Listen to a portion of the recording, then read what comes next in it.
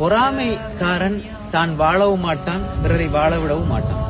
இதுதான் பொறாமைக்காரனுடைய ஒரு அடிப்படை எழுதப்படாத ஒரு விதி, தியரி. அதாவது பொறாமை என்று வந்துவிட்டால் அது நமக்கு கொடுக்கிற மிகப்பெரிய ஒரு தண்டனை.